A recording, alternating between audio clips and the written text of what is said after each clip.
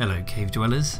Today we're taking a quick look at the Aimtrak Arcade Light Gun, available in a choice of 3 colours and with or without a recoil action, which will require an additional power supply if you're choosing that option. It's essentially a direct copy of a Namco Guncom, so as you'd expect it sits in the hand nicely, it's a good weight and it just feels like the genuine article.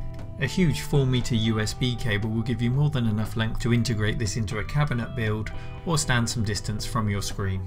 The end of this cable includes the power input for the recoil if you have it, and the standard USB 2 connector. And the power brick here for the recoil unit plugs straight in and accommodates a regular kettle power lead. The gun measures in at about 25 centimeters in length by 18 in height, and it weighs around 350 grams, although it's cited as over 600 on the website due to the length of cable that's attached to it. But in your hand it will sit at about 350 grams. Now the gun barrel accommodates the IR sensor, which in turn talks to a sensor bar that sits on top of your monitor, just like a Nintendo Wii. Plugged in straight out of the box and without any configuration, the gun behaves just like a mouse.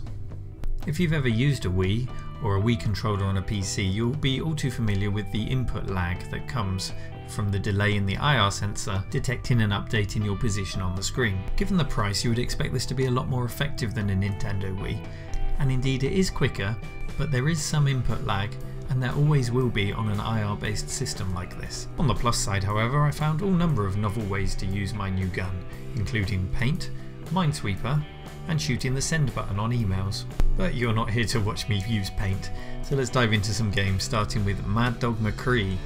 This version is native to the PC and therefore set up to work with a mouse, so this works with the gun straight out of the box, and the gun combined with the on-screen in-game cursor made it quite enjoyable to play actually.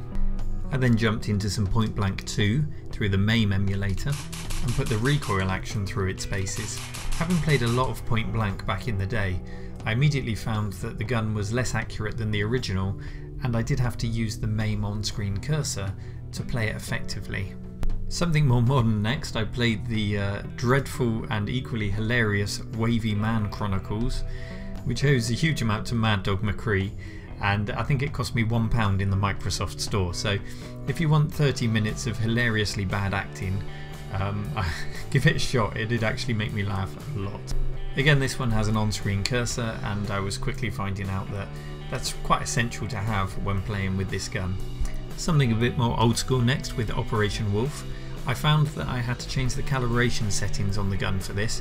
If you hold down the trigger for 5 seconds, by default it switches to calibration mode, but there is an option in the utility to extend that to up to 60 seconds. So with games like Operation Wolf, Operation Thunderbolt, Terminator, you can keep that trigger held down without it switching into calibration mode.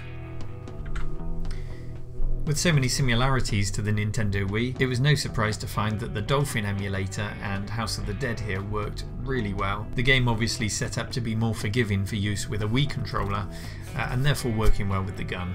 When it comes to configuring the gun to work with the various emulators and games, there's plenty of support on the Ultimarc website, including config file examples for MAME. It also comes with its own configuration utility, which lets you update the firmware and assign different keys to the trigger and the buttons on the gun. So between the emulator configuration and the utility, I had no trouble setting it up with every game that I tried.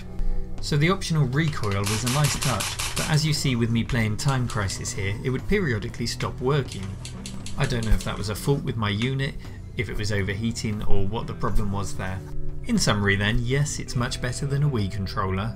No, it's nowhere near as good as those original arcade light guns, and it can't be because it works in such a different way. Instead of a diode on an original light gun detecting a single point of light on the screen and registering a hit or a miss, it has to constantly track your movement through infrared, which is inherently slow anyway, and then update where you're pointing at on the screen compared to where it last detected you. And it gives you this kind of effect of dragging the crosshair around the screen rather than pointing at any one particular point and shooting quickly. Ultimarc makes some high quality products, and this is no different. They've done the best they can with the technology that they can use to achieve this. The problem simply is, it's just not the right technology. And I hope sometime soon someone finds a way of recreating that original light gun experience. Thanks for watching, cave dwellers.